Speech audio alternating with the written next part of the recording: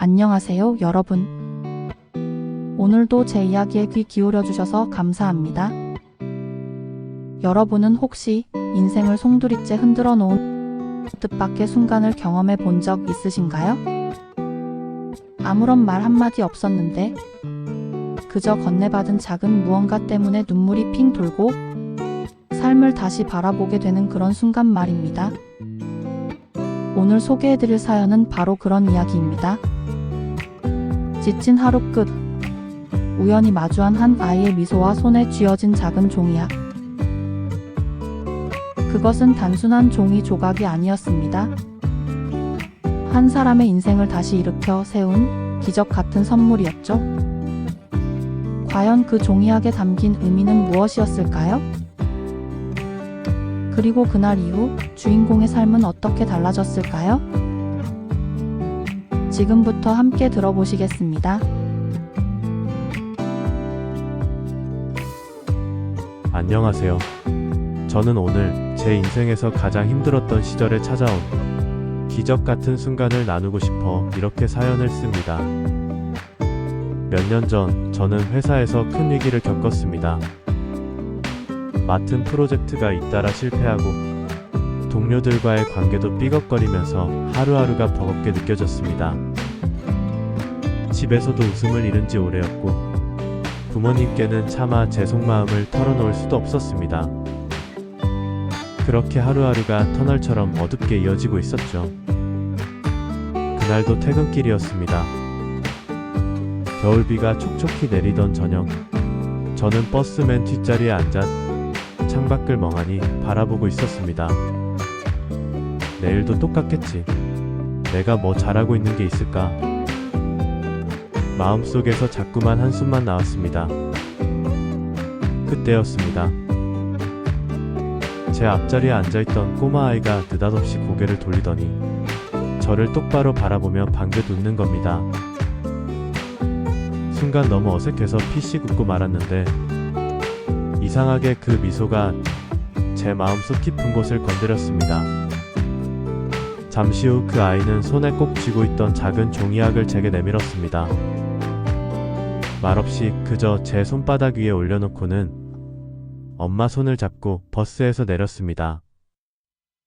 저는 그 자리에 멍하니 앉아 한참 동안 종이약을 바라봤습니다. 아무것도 아닌 종이 한 장인데 왜 그렇게 눈물이 핑 돌던지요. 그날 이후 저는 그 종이약을 지갑 속에 넣어 다니며 힘들 때마다 꺼내보곤 했습니다. 종이약을 바라보면 늘 제 어린 시절이 떠올랐습니다. 저에게도 그런 위로를 건네던 사람이 있었기 때문입니다. 바로 제 어머니였습니다.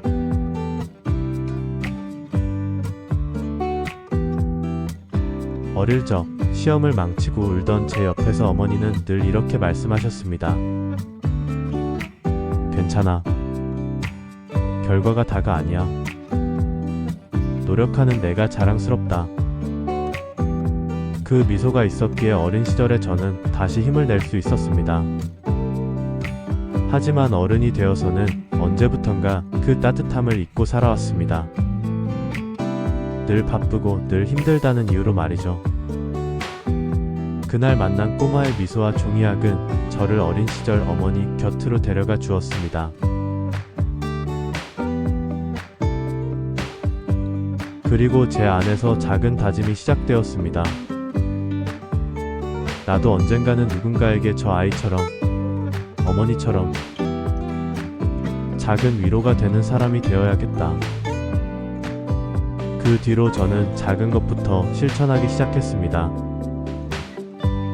출근길 지하철에서 힘들어 보이는 어르신께 자리를 양보하고 회사에서는 야근하는 후배에게 따뜻한 말 한마디를 건넸습니다.